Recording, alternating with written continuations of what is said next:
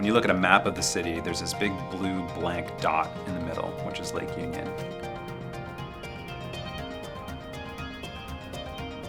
It is kind of an unknown, hidden spot. The average person sees Lake Union as this beautiful summertime lake to go kayaking on, swimming in. We see it as a portal into history, this doorway that opens up into the historical part of Seattle. Lake Union is a very special lake. It's gone through a major transformation from being a pristine natural lake, probably around the 1900, to becoming a very industrial center, and now becoming a center for biotech, for major corporations. This whole area was built and run on maritime commerce, on bringing in the fish, bringing in the timber. That is what started our community here in Seattle, and that's what drove it to what it is now. Lake Union has been a convenient place for people to get rid of things from the very beginning. There's many shipyards and boatyards that used to be around the lake, and some of these wrecks may have come from their discards over the years. So it helps kind of tie together how the waterfront on Seattle developed as time went by. The bottom of the lake is ships on top of ships in some cases. There's so much stuff down there. We've got boats on the bottom of Lake Union that span a lot of the history of Seattle.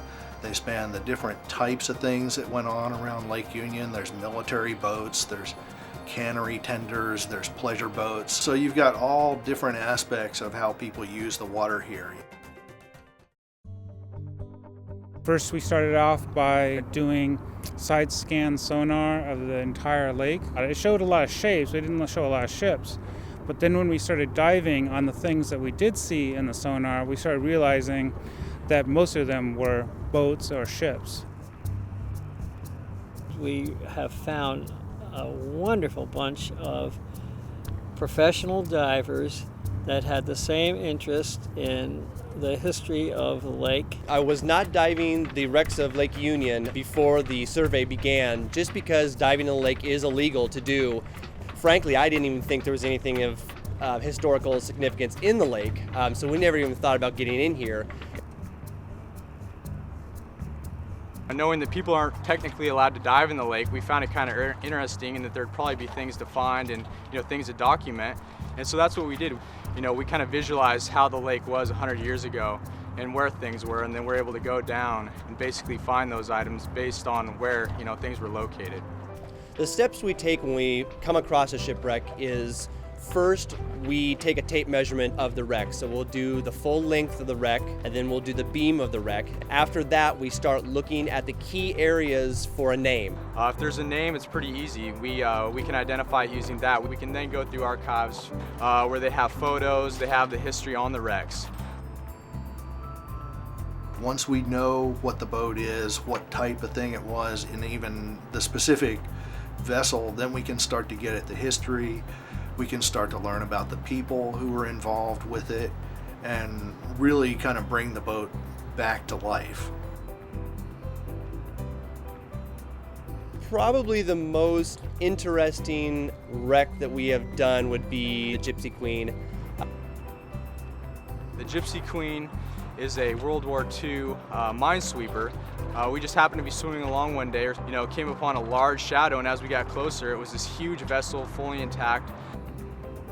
To see this, this big giant minesweeper just sitting there underwater, just barely under the surface of the water. And you could still go inside, you could still creep around in the rooms, go down the hallways.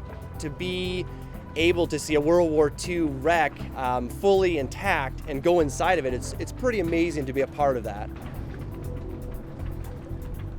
The J.E. Boyden has been a well-known ship out there, but nobody quite knew what it was. But now we find out the real history thanks to the efforts of everybody documenting this, and so that's what's interesting to know. It was an old tugboat that used to pull in the tall ships into the Straits of Juan de Fuca, and the way this thing is made is just made like just a Goliath-style tug.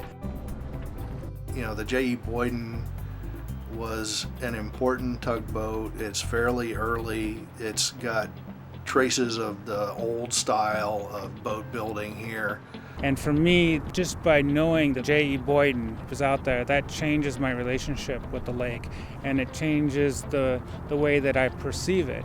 It makes it much more lively. It makes it not so much a big empty space. It's good to have the site records that scientists or historians can examine, but I think it's even better to be able to get at these stories about Seattle maritime heritage. Some of the vessels just have great stories, and there's hundreds, if not thousands of those stories under the lake. I think the story will go on and on for a long time, and it'll become a legend of the lake that everybody wants to tell everybody else about. To me, it's like treasure hunting. I mean, I don't get the payoff of finding a bucket of gold, but I do get the payoff of finding an old wreck that no one's seen since the 1800s or the early 1900s. So that's what I see when I get underwater here in Lake Union. I see the history of where I live.